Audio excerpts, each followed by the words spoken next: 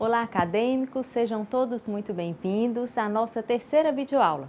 Eu sou a Érica e daremos continuidade hoje aos estudos da disciplina Fundamentos Sociofilosóficos da Educação, onde abordaremos o conteúdo do capítulo 4 do caderno didático, que contempla as correntes filosóficas e a educação. Falaremos sobre o idealismo, o materialismo, o positivismo, o existencialismo, o estruturalismo e o pós-estruturalismo. Conheceremos seus principais representantes e aspectos e a forma como influenciou o cenário educacional, inclusive no Brasil. Comecemos então pela corrente filosófica denominada idealismo. O que é idealismo? O idealismo é a qualidade do que é ideal. É a representação das coisas sob a forma ideal. O ideal é o que existe somente na ideia, no imaginário, no fantástico, seria um modelo sonhado. O pensamento idealista foi inaugurado por Platão. Vejamos então como tudo começou. Idealismo platônico. Para Platão, existem dois mundos, ou seja, a realidade estava dividida em duas partes, o mundo sensível, mundo material, mediado pelas formas autônomas que encontramos na natureza, percebido pelos 5 sentidos, e o mundo das ideias, realidade inteligível, denominado de mundo ideal, ou seja, aproxima-se da ideia de perfeição de algo. Assim, de acordo com Platão, a verdade suprema e absoluta localizava-se no mundo das ideias, de onde provém também a essência de todas as coisas. Significa dizer, por exemplo, que eu só reconheço uma cadeira ou qualquer outro objeto porque reconheço o seu modelo ideal adquirido através do conhecimento primeiro, aquele com o qual já nascemos, presente na dimensão da alma ou no plano superior. Podemos dizer que a ideia central deste pensamento está no desligamento da alma em relação ao corpo, do mundo metafísico em relação ao mundo físico, do conhecimento com o qual já nascemos em relação ao conhecimento adquirido através das nossas vivências. Houveram muitas críticas a esta concepção, e as críticas ao idealismo platônico ocorreram porque as ideias do pensador grego alcançavam um pensamento abstrato. Como já dito anteriormente, seu mundo ideal era um mundo inteligível, e como se o conhecimento verdadeiro estivesse muito além do que o homem pode alcançar em sua dimensão corpórea. Falando nisso, está claro nesta concepção a defesa da existência da dualidade na criação, da divisão entre corpo e alma, uma discussão que perpassa toda a filosofia clássica até a Idade Média com Santo Agostinho e Tomás de Aquino. Em síntese, devemos compreender que para Platão, o mundo em que vivemos é apenas uma extensão imperfeita do mundo das ideias, onde se localizavam os verdadeiros modelos perfeitos. O idealismo na filosofia. Idealismo é o nome comum dado a todos os sistemas filosóficos que fizeram as ideias o princípio interpretativo do mundo. O idealismo filosófico como tal afirma que a realidade que se encontra fora da própria mente não é cognoscível por si só, já que o objeto do conhecimento humano é sempre constituído pela atividade cognoscitiva. Temos aqui a confirmação da concepção platônica. É por meio dela que a filosofia idealista se representa. Na linguagem coloquial, o idealismo está associado à crença em valores que caíram no desuso. Um idealista crê, por exemplo, no poder da moral, da ética, da bondade, da solidariedade. Aqui, a extensão do pensamento de Platão se faz presente na subjetividade dos termos bondade e solidariedade, adquirindo, porém, um aspecto mais condizente com a mentalidade moderna. Vamos ver então como a concepção idealista se aplica à educação.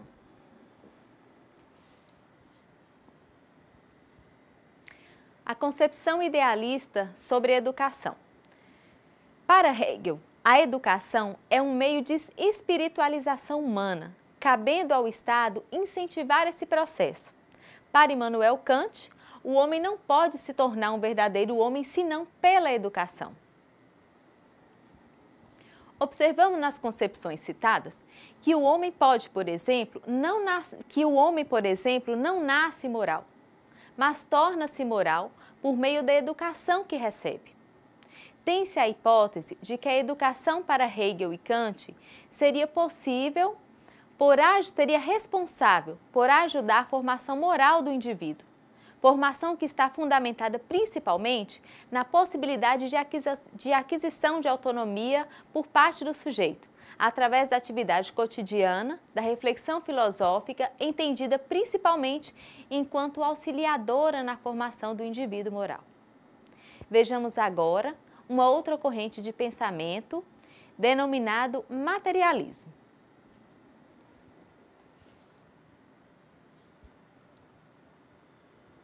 Materialismo é a corrente de pensamento que afirma a precedência da matéria sobre o espírito ou a mente e que constitui a base de várias escolas filosóficas, desde os antigos gregos até a época atual. É dado-nos a entender que esta corrente de pensamento admite que as chamadas condições concretas materiais são suficientes para explicar todos os fenômenos que se apresentam à investigação, inclusive os fenômenos mentais, históricos e sociais. Pessoal, chamo a atenção de vocês para duas subdivisões existentes dentro da corrente de pensamento materialista: o materialismo histórico e o materialismo dialético. Vejamos cada uma separadamente. Materialismo histórico. Criado pelos filósofos alemães Karl Marx e Friedrich Engels, buscou compreender as relações entre o trabalho, os fatos materiais adquiridos ao longo da história. Esta concepção materialista da história percebeu que os modos de produção da vida material são determinantes para conectar as pessoas. De acordo com os estudos de Marx e Engels, o que move a história de uma sociedade é a luta entre as classes sociais. É importante termos em mente que, com o aumento dos centros urbanos por meio do processo de industrialização no século XIX, que começou nos países europeus, a desigualdade entre as classes sociais se tornou cada vez mais notória. Então, para Marx e Engels, as mudanças sociais que ocorriam na sociedade seriam fruto desta conquista material, que, por sua vez, determinava a situação econômica dos indivíduos. Assim, segundo o materialismo histórico, a classe burguesa, formada pelos detentores dos meios de produção, se sobrepõe à classe proletária. E essas relações estabelecidas são fundamentais para delinear as relações sociais e a forma de vida de uma sociedade.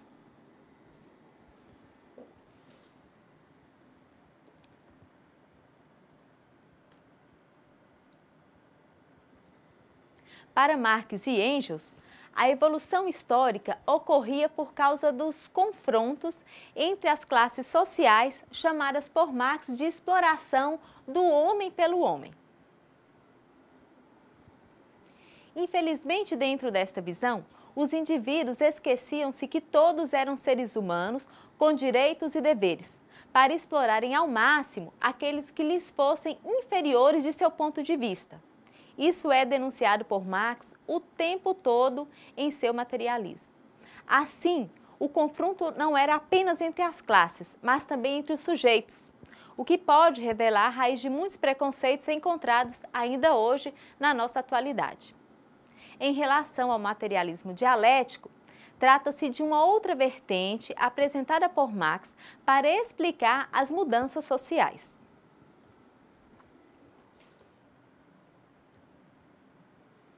Materialismo dialético. Na concepção materialista, a dialética é uma ferramenta utilizada para compreender a história. A dialética marxista considera o movimento natural da história e não admite sua maneira estática e definitiva. Por meio desta relação dialética entre o ambiente, o organismo e os fenômenos físicos, os seres humanos, a cultura e a sociedade criam um mundo ao mesmo tempo que são modelados por ele. Vale notar que o materialismo dialético é oposto ao materialismo filosófico e platônico, que acabamos de ver. Pois para o materialismo dialético, o corpo e a mente são indissociáveis, podendo os seres humanos modificar o mundo real e não somente observá-lo. Esta mentalidade fez com que Marx, peculiarmente, se opusesse ao controle religioso do Estado, defendendo que o poder deveria estar nas mãos das classes trabalhadoras. Interessante sabermos que, com o avanço das concepções neoliberais no processo de definição das políticas educacionais, sobretudo a partir da década de 90, a utilização do materialismo histórico e dialético apresenta-se como enfoque metodológico mais apropriado, contribuindo para o desenvolvimento de pesquisas neste campo de investigação. Vejamos então a concepção materialista da educação. Segundo Frigoto, o que fundamentalmente importa para os materialistas históricos dialéticos é a produção de um conhecimento crítico que altere e transforme a realidade anterior, tanto no plano do conhecimento como no plano histórico-social, de modo que a reflexão teórica sobre a realidade se dê em função de uma ação para transformar. Pessoal, o materialismo histórico dialético, enquanto enfoque metodológico, ele buscou compreender o modo humano de produção social da existência, vinculando-se a uma concepção de realidade, mundo e de vida, que parte do pressuposto de que o universo e tudo o que nele há tem existência material e concreta, podendo ser racionalmente conhecido e modificado. A apreensão da realidade em sua gênese, na concepção dialética, articula a todo momento teoria e prática, o que soaria como grande novidade para o contexto ensino-aprendizagem. Porém, o materialismo histórico dialético, enquanto um método de investigação, é essencialmente polêmico e crítico, pois busca superar o senso comum, a maneira de pensar dominante, de algo que já estaria arraigado em nós. O conhecimento crítico nesta perspectiva se difere do senso comum e pauta-se por uma postura de transformação da realidade, ou seja, uma reflexão que implica em movimento, em mudança e não apenas limita-se à análise crítica. Dando continuidade à nossa proposta, vamos nos ater agora à corrente filosófica de grande relevância e influência para o que se descortinava como pensamento moderno, o positivismo. O positivismo é uma corrente filosófica que surgiu na França no começo do século XIX. Os principais idealizadores do positivismo foram os pensadores Auguste Comte e John Stuart Mill. O positivismo defende a ideia de que o conhecimento científico é a única forma de conhecimento verdadeiro, devendo todas as teorias serem comprovadas através de métodos científicos válidos. Resumidamente, podemos dizer que o pensamento positivista fundado por Comte estabelece a ciência como estudo das leis, o que é invariável, determinado e útil para o progresso humano, devendo este depender exclusivamente dos avanços científicos. Para Comte, a busca do conhecimento positivo constituiria a principal forma de construção do conhecimento do homem. Diante disso, para ele, os estudos das áreas das ciências humanas deveriam tomar este mesmo rumo.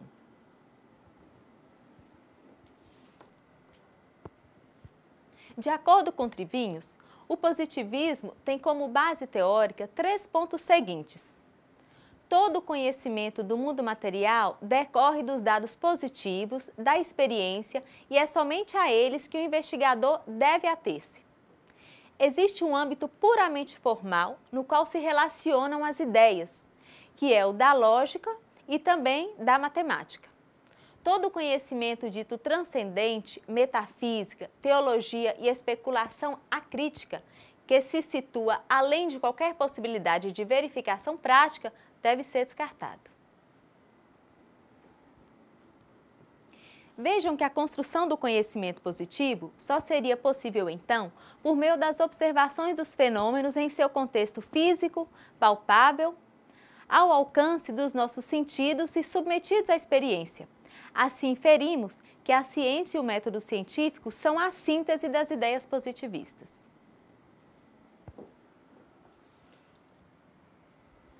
O positivismo no Brasil. O positivismo penetra o contexto histórico do Brasil na segunda metade do século XIX, marcado por ideias republicanas, pelo liberalismo político, pela luta pela abolição dos escravos, pelo ecletismo e pela ascensão de uma burguesia urbana, que vai ser decisiva na transição Império-República. Pessoal, os exemplos da influência do positivismo no Brasil são muitos e podem ser encontrados na nossa literatura em importantes obras de autores como Aloysio de Azevedo e Raul Pompeia. Na política, essas influências podem ser notadas na laicização do Estado, na abolição da escravatura e até mesmo na proclamação da República. Mas o maior símbolo dessa corrente no nosso país encontra-se na bandeira nacional, criada por Raimundo Teixeira Mendes com a frase ordem e progresso. Há relatos ainda de que Vargas utilizou ideias positivistas para criar a legislação trabalhista, visando fazer com que as engrenagens da sociedade brasileira funcionassem da melhor maneira. Então, para clarear ainda mais o nosso aprendizado até agora, vamos entender, a partir das observações de Comte, que a humanidade passou por 3 estágios de conhecimento. São eles: estágios do conhecimento. Estágio teológico, a explicação dos fenômenos naturais a partir de crenças sobrenaturais. Busca encontrar o sentido da vida, onde o imaginário e a criatividade humana se sobrepõem à racionalidade. Metafísico ou abstrato, é um meio termo onde o estudo teológico e o positivismo, pois o homem continua à procura das mesmas respostas pelas perguntas feitas na fase teológica, mas lança mão também de fenômenos naturais para sua explicação. Positivismo. Esta etapa não se preocupa com os meios ou propósito das coisas, mas sim como acontecem. É um estágio onde as explicações e as verdades absolutas advêm exclusivamente da ciência. Com a proposta de querer que o positivismo dominasse em todas as instâncias e dimensões da vida, Comte institui o positivismo como religião. Vejamos.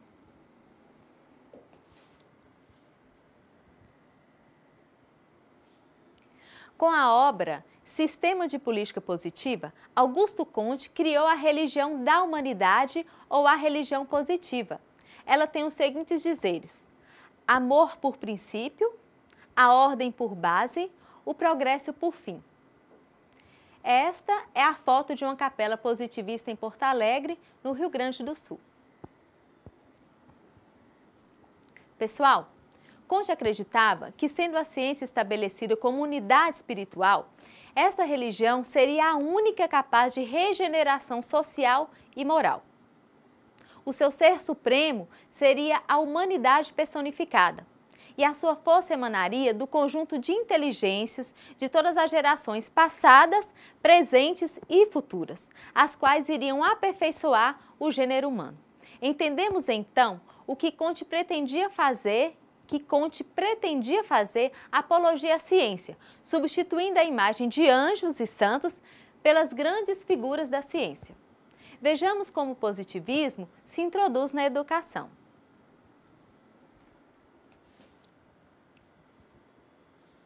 Na escola positivista, a disciplina é reconhecida como fundamental obrigação da educação. Para isso, os estudos científicos terão plena prioridade sobre os estudos literários, e a educação terá por objetivo principal promover o altruísmo e repreender o egoísmo. Percebam que, apesar da ciência positiva prever a construção do comportamento altruísta, tendo como fundamento a fraternidade entre todos os homens, a gestão e melhorias das suas instituições se dariam exclusivamente pela classe da elite científica, o que caracterizava certo monopólio relativo ao poder de controlar o conhecimento. Devemos entender que, no Brasil, esta influência aparece no início da República, na década de 70, com a escola tecnicista. Os positivistas se empenharam em combater a escola humanista, religiosa, para favorecer a ascensão das ciências exatas. Na escola tecnicista, alunos e professores ocupam um papel secundário, dando lugar à organização racional dos meios, e professores e alunos relegados...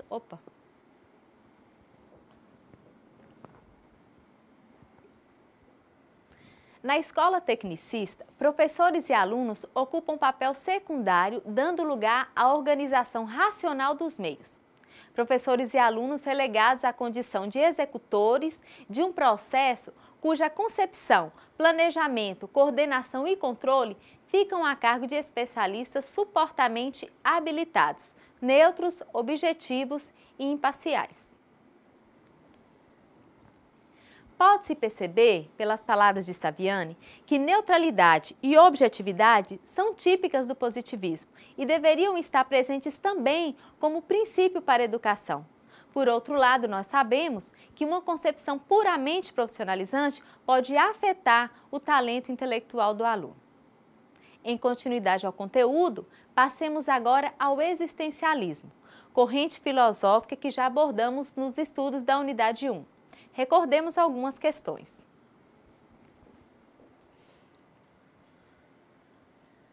O existencialismo nasceu no século XIX, através das ideias do filósofo dinamarquês Kierkegaard. Esta vertente filosófica e literária conheceu seu apogeu na década de 50, no pós-guerra, com os trabalhos de Heidegger e Jean-Paul Sartre. A contribuição mais importante dessa escola é a sua ênfase na responsabilidade do homem sobre seu destino e seu livre-arbítrio. Para os existencialistas, então, a existência tem prioridade sobre a essência humana. Portanto, o homem existe independente de qualquer definição pré-estabelecida sobre o seu ser. Ele se constrói, se edifica à medida que se abre a aquisição do conhecimento. É como se fosse uma caminhada existencial, onde dia após dia se aprende. Esse processo de aprender, porém, faz com que o tempo todo o homem tenha que fazer escolhas. Essas escolhas, por sua vez, geram neste homem uma angústia existencial. E é dela que nos ocuparemos agora.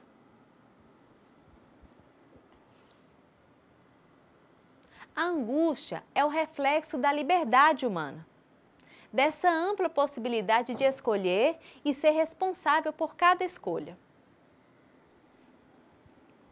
Ao passo que a angústia torna-se uma característica inerente ao ser, encontra-se atrelada a ela um outro sentimento, o desespero. Pois aquilo que nos torna quem somos pode ser perdido, e o que podemos perder nos deixa desesperados. Assim, sendo senhores de nós mesmos, não havendo nada anterior à nossa existência para definir o que somos, sentimos-nos sozinhos, o que completa esse estado de angústia existencial.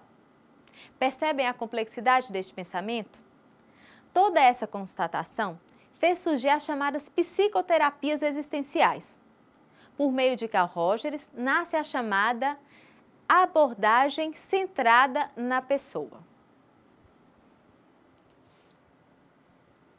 As psicoterapias de base fenomenológicas, humanistas e existenciais buscam entender o homem através de si mesmo, das suas angústias, sentimentos, motivações e sentidos que atribuem à sua vida.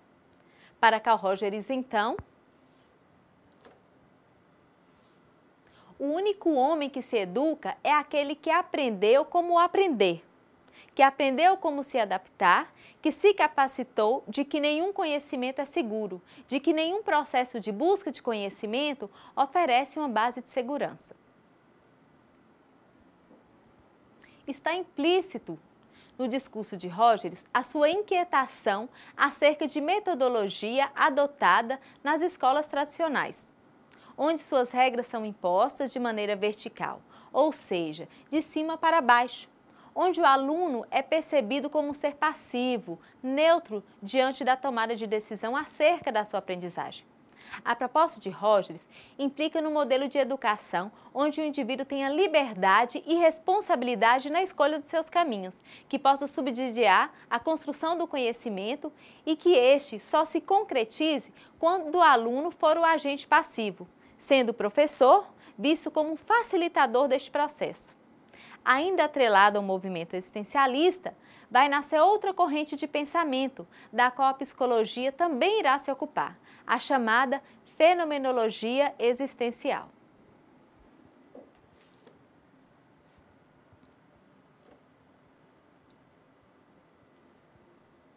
O método fenomenológico e o pensamento existencial possuem a proposta de esclarecer sobre o ser do homem, revelando suas estruturas existenciais e abandonando qualquer teoria desvinculada do verdadeiro sentido da existência. Na psicologia, a fenomenologia é um método que busca entender a vivência dos pacientes no mundo em que vivem, além de compreender como esses pacientes percebem o mundo à sua volta. Nessa proposta, observamos elementos da fenomenologia de Russell, um movimento que procura compreender os fenômenos tais como eles parecem ser, sem depender do real conhecimento de sua natureza essencial.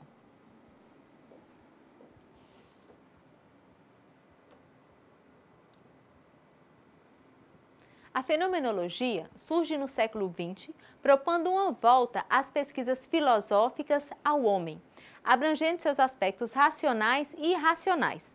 Ela aparece como uma crítica tanto ao idealismo, que visava a ideia ou consciência como a instância última de criação da realidade, quanto ao positivismo, que afirmava o conhecimento com sua origem estritamente vinculada aos sentidos. De acordo com a fenomenologia de Russell, todos os fenômenos do mundo devem ser pensados a partir de percepções mentais de cada ser humano. O filósofo queria que a filosofia pudesse ter as bases e condições de uma ciência rigorosa. No entanto, o método científico é determinado por ser uma verdade provisória, ou seja, algo que será considerado verdadeiro até que um fato novo mostre o contrário, criando uma nova realidade. A fenomenologia, acentuadamente, tem exercido uma influência considerável no pensamento filosófico e científico moderno. Passemos então à parte final do conteúdo proposto, as correntes filosóficas estruturalismo e pós-estruturalismo.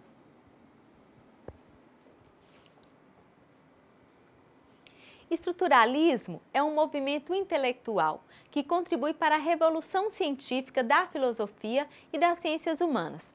Foi inaugurada no século XX pelo teórico linguista Ferdinand Saussure. A gênese do estruturalismo sustenta que a atividade humana e tudo o que advém dela são construídos.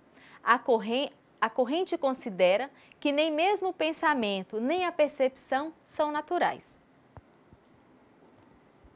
O estruturalismo é uma abordagem de pensamento compartilhada pela psicologia, filosofia, antropologia, sociologia e linguística, que vê a sociedade e a cultura formadas por estruturas sobre as quais baseamos nossos costumes, línguas, comportamentos, economia, entre outros fatores. No estruturalismo, é possível compreender que a atividade humana é repleta de sentido.